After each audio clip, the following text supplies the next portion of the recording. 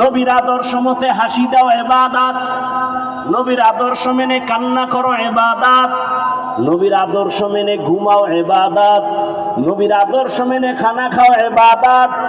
নবীর আদর্শ নাই এমন কোন কাজ আসেনি। ও আমার কলিজার যুবক, আঙ্গুলের নখগুলো কিভাবে কাটবা, কিভাবে আঙ্গুলের নখ রাখবা, এখানে কি মদিনাওয়ালার আদর্শ আসেনি? মানলে তুমি নবীর খাটিয়া আশেক, না মানলে তুমি খাটিয়া আশেক হতে পারো নাই। বান্দা তোমার মাথার চুলগুলো কিভাবে রাখবা, কিভাবে কাটবা, সেখানে মদিনার আদর্শ আছে। মানো না কেন? মোহাম্মদ রে ভাল লাগে না, তাই তো?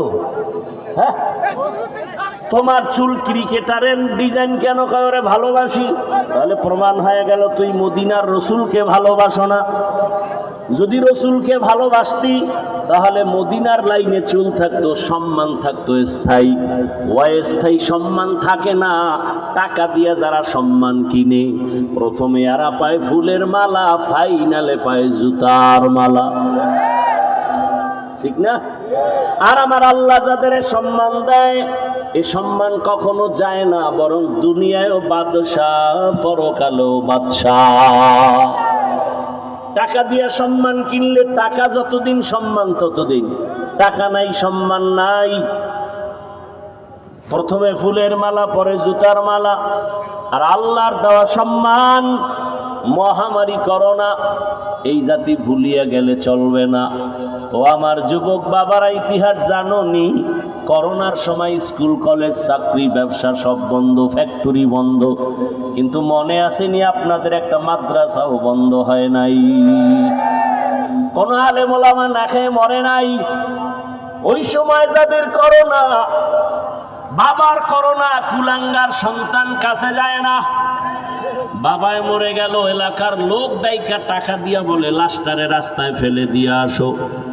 জানালা লক করে দিল, কুলাঙ্গার সন্তান দেখলো না বাবার জানাজা হলো নাকি কুকুর খেলো। ইতিহাস ভুলিয়া যাইও না রে বাবা। ওই সময় আমার দেশের ওলামায়ে কেরাম, টুপিওয়ালারা শত শত করোনার লাশ নিজের হাতে কাঁধে নিলেন, গোসল করালেন, কাফন পরালেন, জানাজা পড়ায় কবরে রাখছেন। একজন হুজুরেও করোনায় মরে নাই। মিথ্যা বলছি?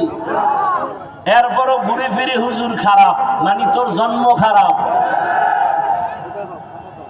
এরপরও ঘুরে ফিরে হুজুর খারাপ। আল্লাহর জাতের কসম, এই জাতির জন্য নিঃস্বার্থ বন্ধু একমাত্র উলামায়ে কেরাম। আর সব চান্দাবাজ আর ধান্দাবাজ। নিঃস্বার্থ বন্ধু কারা? নগদ একটা উদাহরণ দেই, নগদ